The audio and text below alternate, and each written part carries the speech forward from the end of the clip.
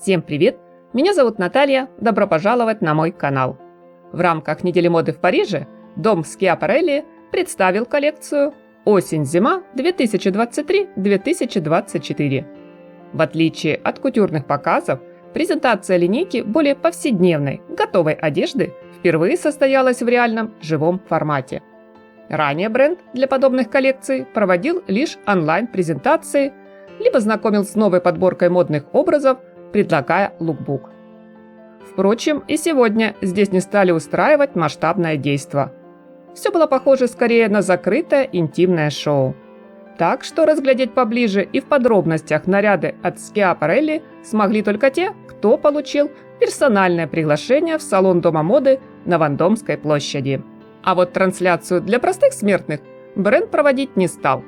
Возможно потому, что креативный директор Даниэл Росберри считает новую коллекцию лишь, так сказать, пробой пера. Собственно, он призывает смотреть на нее как...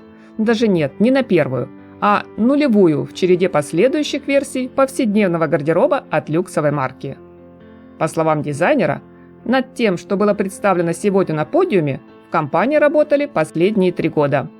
В результате, на мой взгляд, получилась некая диетическая версия образов от кутюр с довольно знакомым набором хитов Росберри, пусть и с гораздо менее явным курсом на одиозность, гротеск, эпатаж. В линейку на холодный сезон дизайнер включил как одежду из мягкого податливого трикотажа, так и обратился к амбициозному бархату. Есть близкие к повседневной униформе комплекты из кожи, денима, стеганые вещи, а также меховые изделия, причем мех с длинным ворсом расположился не только на верхней одежде. Он дополняет еще топы, платья и сумки. Привлекают внимание элегантные скульптурные пальто и жакеты с увеличенными в объеме округлыми рукавами.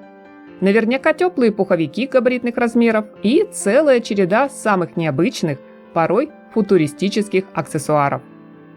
В украшениях, позолоченной фурнитуре, в декоративном оформлении сумок мы по-прежнему видим анатомические детали, в том числе и знакомую по прошлым коллекциям обувь с фигурным рельефом пальцев.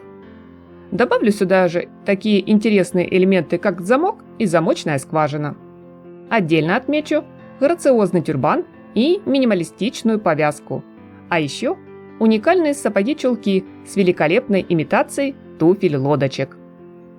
Что касается цветовой палитры, Росберри остается в этой области неприхотлив. В модных ансамблях традиционно отметились черный, белый и золотой. На этом фоне приятным сюрпризом оказались наряды в оттенках коричневой гаммы.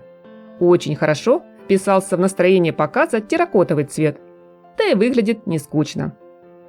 Как утверждает дизайнер в комментариях к новой коллекции, для меня все это было не столько фантазией, сколько желанием, чтобы люди узнали, кто такая женщина Schiaparelli на самом деле, как она одевается ежедневно и какой выбор делает.